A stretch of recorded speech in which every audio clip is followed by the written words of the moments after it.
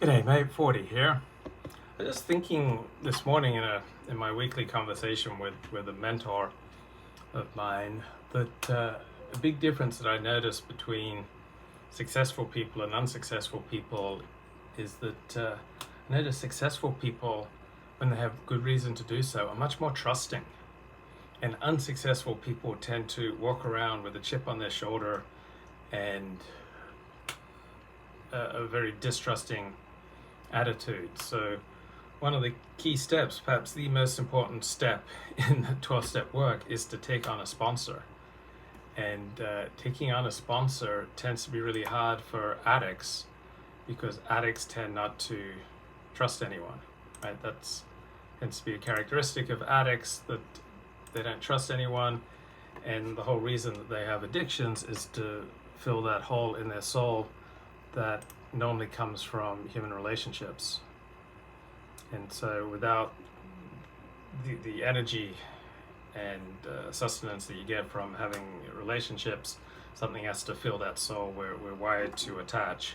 And so if you don't attach to people, you're going to attach to substances or processes that become addictive because they fill that yearning for wholeness in your soul. But I was just thinking about many of the most successful people I've known, how open and trusting they've been with me, and I think partly that's a reflection of me, that I have much that is good in me, much that is trustworthy and maintains the confidence in me. But why do so many people distrust when there's not good reason to be skeptical and distrusting? And I think we project out onto the world and onto other people what we experience. So when I've been in bouts of self-loathing, I have felt, I'm not worthy of being trusted. I don't even trust myself, and therefore I project that on to other people, that they're also not worthy of being trusted. While when I'm at ease with myself and I'm happy and I'm comfortable and there is good reason to trust, then trust comes a little easier for me. But just notice that with people who earn $1 million a year, I've often been blown away how open and trusting they are. I've interviewed thousands of people in my life, and some of them were highly successful, and they welcomed me in, they sat me down, and they got me a drink, and they told me their life story, and they were just incredibly open. I think there's a component of IQ in this, that higher IQ people are more likely to seek out win-win solutions, and that when you're less intelligent than average, you then have some reason to be skeptical of everybody because you kind of sense that they're smarter than you are, and so you're going to try to protect yourself. But notice in general, higher intelligent people seek more win-win solutions. They see more benefits in cooperation. Now, if you screw over someone who's smart and you screw over someone who's capable, they may very well take their time getting back at you, and they may wreak an exacting revenge that less disciplined, less intelligent people could not pull off. So I'm not saying by any means that successful people trust blindly or that they start trusting against all evidence. No, you screw over someone, and a healthy person, once you screw him over, will cut you out of his life. Or certainly cut you out of a certain area of his life so that you can't screw him over again. And it's pathological to keep leaving yourself wide open to being taken advantage of. So I'm talking here about using trust when it is well placed,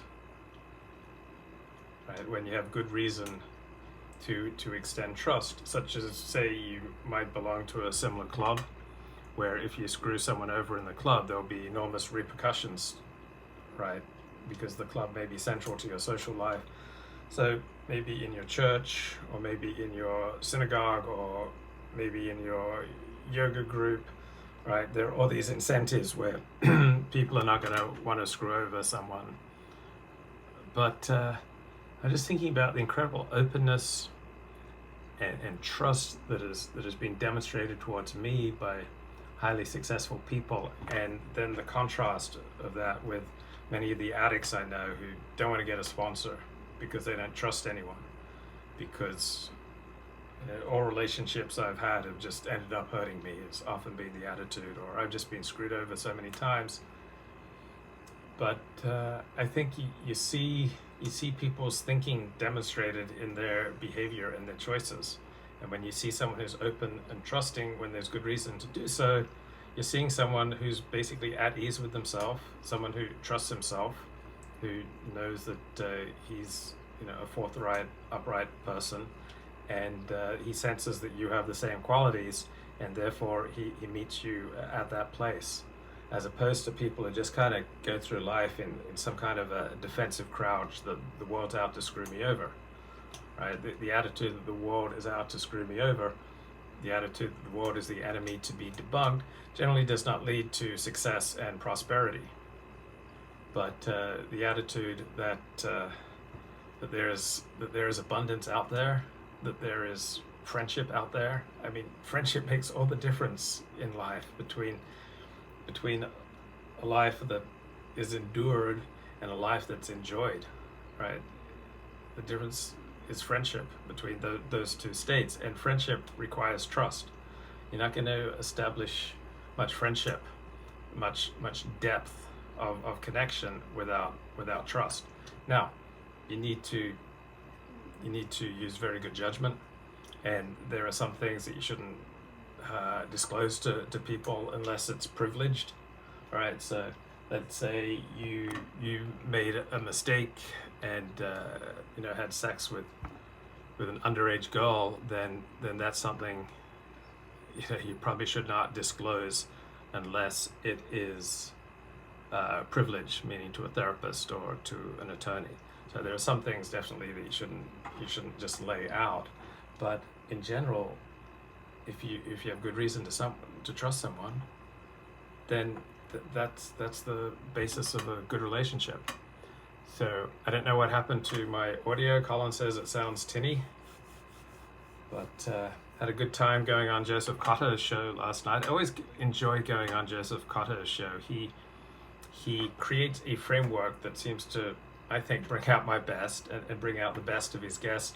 I guess I like the lengthy way he poses questions, because I can line up my answer.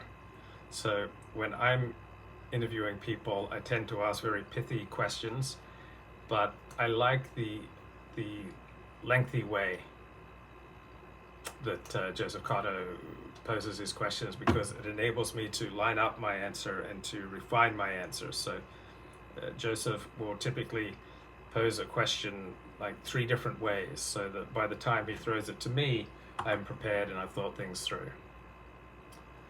Yeah, and Ironwood says, for me, it is levels of trust. You may trust someone 75%, 50%, 25%. Well, and also there will be areas of life. So someone, for example, with kids and a spouse and many obligations, if you trust them to make plans with them, you have to understand that there's a high likelihood that they'll have to cancel, because they have so many other obligations that may interfere with your plans. And then some people you can trust with money, and other people you can trust with your wife, and other people you can trust with certain types of secrets, and then other people, all right, you can trust to help you out when you need to move. Bye bye.